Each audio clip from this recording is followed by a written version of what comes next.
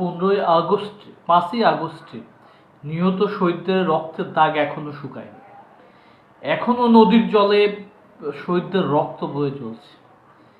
এখনো দেশের মানুষ আবার নতুন করে নতুন উদ্যমে সাজানোর স্বপ্ন দেখছে। সে স্বপ্ন দেখা এখনো থামেনি। যে স্বৈরাচারী কাদা কায়নুন আইন অর্থ ব্যবস্থাকে পাল্টানোর যে সংগ্রাম, সেটা এখনো পরিবর্তন ঘটেনি।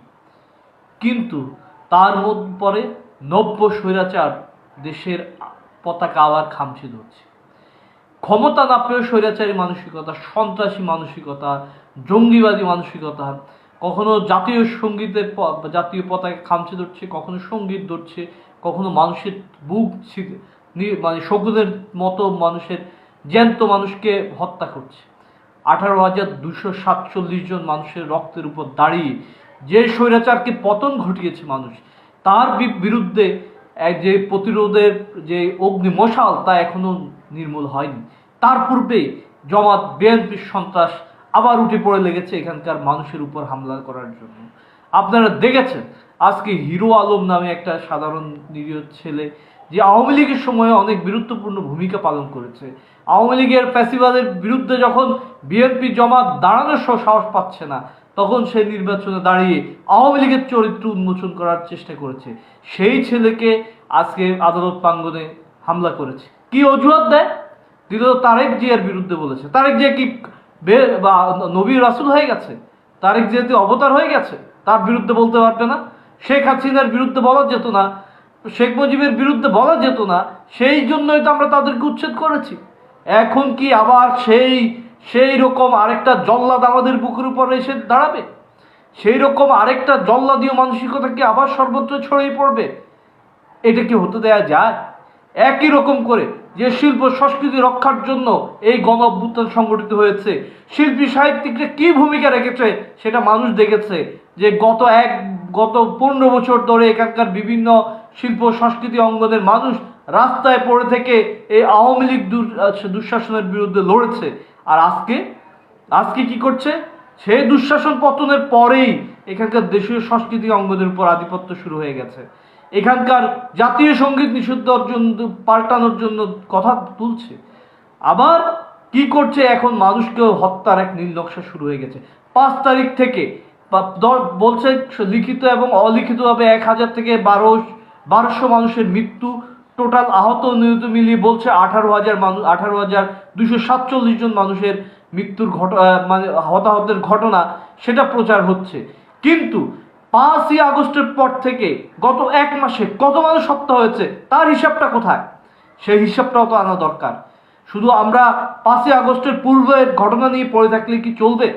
এই এখনকার যে অপতৎপরতা চলছে, এখনকার যে নৃশংসতা চলছে, যে বর্বরতা চলছে, জনগণের উপর যে খড়গ চেপে বসার পায়তারা করছে, কখনো সেটা জামাত রূপে, কখনো বিএনপির সন্ত্রাস রূপে, তার বিরুদ্ধে কি আবার ঐক্যবদ্ধ হওয়া, আবার নতুন চিন্তায় আবার নতুনভাবে লড়াই করার যে প্রস্তুতি, সেটা আবার জনগণের নেওয়ার সময় হয়ে দাঁড়িয়েছে। আমরা অবাক বিস্ময় লক্ষ্য করেছি। আজকে রাজশাহীতে একজন মানুষ যত বড় অপরাধী হোক, আইনের শাসন তো শেখ হাসিনা দেয় নেই বলে আমরা তার পতনটা ঘটিয়েছিলাম। সে যত বড় অপরাধী হোক, একজন পঙ্গু লোক যাকে 11 সালে নাকি 14 সালে শিবির একবার কুপিয়ে তার রক কেটেছে, এই বছর আবার তাকে আজকে কালকে নৃশংসভাবে তাকে গণপিটুনি, এখন শব্দযুক্ত করেছে গণপিটুনি, গণদোলাই, এক পরিকল্পিতভাবে। ওই যে সে লোকটাকে মেরেই ফেললো আজকে যে রাজশাহীতে। একইভাবে এখানকার ভিন্নধর্মী মত পথ সংস্কৃতিকে অবদমন করার যে চূড়ান্ত নীল নকশা, সেটা চলছে। আপনারা দেখেছেন ভিন্ন মত ভিন্ন চিন্তার, সেটা ধার্মিক হোক অধার্মিক হোক কিংবা ভিন্ন দলীয় হোক, সবার উপরে এই অপতৎপরতা শক্তির যে নৃশংসতা, সেটা শুরু হয়েছে। সেটা কখনো আওয়ামী লীগ রূপে, কখনো বিএনপি রূপে, কখনো জামাত রূপে আসুক, এটা তো এদেশের মানুষ চায়নি। এদেশের মানুষ তো মুক্তিকামী মানুষ, একটা স্বাধীন সার্বভৌমত্ব রাষ্ট্র চেয়েছে, যেখানে স্বৈর শাসনকে প্রতিহত হবে, যেখানে মানবাধিকার থাকবে, যেখানে মানুষের মত প্রকাশের স্বাধীনতা থাকবে, বিচার বিভাগে স্বাধীন থাকবে, মানুষ তার নির্বিঘ্নে বিচার আচার হবে। সেখানে বিচারালয়ের সামনে আরেক সন্ত্রাসীরা যে বিচারাধীন বিচারের জন্য যাদেরকে নিয়ে আসা হয়েছে আদালতে, তাদের উপর হামলা চালাচ্ছে। এই যে নৃশংসতা, এই নৃশংসতা কি প্রমাণ করে? বাংলাদেশ কি এই সময়ে একটা অন্ধকার সময়ে অতিক্রম করছে? বাংলাদেশ তো একটা আলো অন্ধকার সময় দূর করার জন্য 5 আগস্ট অভ্যুত্থান ঘটিয়েছে। তাহলে কি অন্ধকার দূর না হয়ে কি অন্ধকার আরো গাঢ় হয়েছে? এক অন্ধকার তাড়িয়ে কি সে আরো অন্ধকার যুগে প্রবেশ করেছে? তাহলে এইরকম যদি চলতে থাকে তাহলে দেশের ভবিষ্যৎ কোথায় গিয়ে দাঁড়াবে? এই প্রজন্মকে এখনই সময় এসেছে সিদ্ধান্ত নেয়ার, কি কোন পক্ষে সে যাবে। সে সন্ত্রাস, দখলদারিত্ব, অপরাজনীতির পক্ষে যাবে, নাকি পাড়া মহল্লায় ব্যারিকেড তৈরি করে তাকে প্রতিরোধ করবে? এই প্রজন্মর এখনই সময় হচ্ছে সিদ্ধান্ত নেয়ার, সে কি করবে। সে কি এই সন্ত্রাস অপরাজনীতিকে আবার 15 বছর সহ্য করে তারপর জ্বলে উঠবে, নাকি এখনই যে সার্বভৌমত্ব রক্ষা করার জন্য যে লড়াই সংগঠিত হয়েছে সে লড়াইয়ের মর্যাদা, শহীদদের আত্মত্যাগ, সেই সকলকে সমুন্নত রাখার জন্য আবার ঐক্যবদ্ধভাবে পাড়ায় মহল্লায় ব্যারিকেড গড়ে তুলে এই সকল সন্ত্রাসকে রুখে দিবে? এই প্রশ্ন আজকে খুবই জরুরি হয়ে দাঁড়িয়েছে। আমরা অনেক দেখেছি, অনেক সহ্য করেছি, আর কত সহ্য করবে মানুষ? আর কত ধৈর্য ধরবে?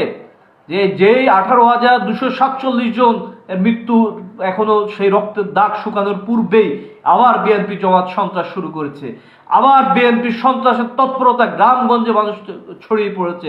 শহরে দখলদারিত্ব শুরু হয়ে গেছে, জামাতের দখলদারিত্ব শুরু হয়ে গেছে। তারা জমাত করছে ব্যাংক দখল থেকে শুরু করে বিভিন্ন আর্থিক প্রতিষ্ঠানগুলো দখল করছে, আর চাঁদাবাজি, টেন্ডারবাজি, সব রকম যে মহোৎসব সেটা চালু করার জন্য বিএনপি উৎপেতে আছে। এইরকম একটা দেশ পরিস্থিতি ক্ষমতার পালাবদল না হতেই, ক্ষমতা না পেতেই যখন শুরু হয়ে গেছে, তার বিরুদ্ধে এখন ঐক্যবদ্ধ হওয়া তো আরো বেশি জরুরি হয়ে দাঁড়িয়েছে। যা আমরা অর্জন করেছি সেটাকে ধরে রাখার জন্য তো আমাদের আবার ঐক্যবদ্ধ হওয়া খুবই জরুরি হয়ে দাঁড়িয়েছে। অর্জিত আমাদের যে স্বাধীনতা, সার্বভৌমত্বের প্রশ্ন, গণ অভ্যুত্থানের যে সফলতা, সেগুলোকে যদি আমাদের সমুন্নত রাখতে হয় তাহলে আবার প্রতিরোধ গড়ে তোলা, ব্যারিকেড গড়ে তোলা সময়ের দাবি। পাড়া মহল্লায় শিক্ষার্থীর নেতৃত্বে, সাধারণ মানুষের নেতৃত্বে, যিনি শিক্ষক, বুদ্ধিজীবী, সমাজ সচেতন, তাকে সামনে রেখে আবার সে ব্যারিকেড গড়ে তুলতে হবে এই সন্ত্রাসের বিরুদ্ধে। এই সন্ত্রাসকে প্রতিহত করতে হবে। যেভাবে বন্যার্তদের পাশে এই দেশের মানুষ অর্থ দিয়ে দাঁড়িয়েছে, মেধা দিয়ে দাঁড়িয়েছে, সশরীরে গিয়ে সে বন্যার্তদের সহযোগিতা করেছে, একই রকম করে এই সন্ত্রাসের বিরুদ্ধে এখন আবার গণপ্রতিরোধ গড়ে তোলা সময়ের দাবি হয়ে দাঁড়িয়েছে। গণপ্রতিরোধ গড়ে তোলা, পাড়া মহল্লায় ব্যারিকেড গড়ে এই সন্ত্রাসী সংগঠনকে, এই অপশক্তিকে, ধর্মের নামে ব্যবসায়ীদেরকে এবং রাজনীতিতে ধর্মের ব্যবহার প্রতিরোধ করা জরুরি হয়ে দাঁড়িয়েছে। আমরা একইভাবে ছাত্র জনতার প্রতি এবং সাধারণ মানুষের প্রতি আমাদের এই আহ্বান, এতটুকু প্রত্যাশা, আসুন ঐক্যবদ্ধ হই, সন্ত্রাসকে মোকাবেলা করি, একটা গণতান্ত্রিক বাংলাদেশ নির্মাণে আমরা কার্যকর ভূমিকা পালন করি। মত প্রকাশের স্বাধীনতা, সে যে মতই হোক, সে ভুল বলুক আর ঠিক বলুক, সেই মত প্রকাশকে, স্বাধীনতাটাকে আমরা সমুন্নত রাখি, তাকে আমরা আলাপ আলোচনা করার সেই সুযোগটা করে দিই।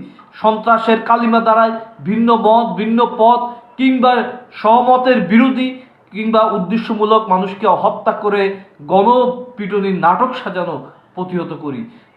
সংগ্রামী বন্ধুগণ, আপনারা যারা আমার এই লাইভ দেখলেন, আপনাদের সকলকে আবার আহ্বান জানাই, আসুন ঐক্যবদ্ধ হই, এই সন্ত্রাসকে মোকাবেলা করে দেশ গড়ার পূর্ণ শপথ নিই। আপনারা যারা এতক্ষণ দেখলেন সকলকে ধন্যবাদ জানাই।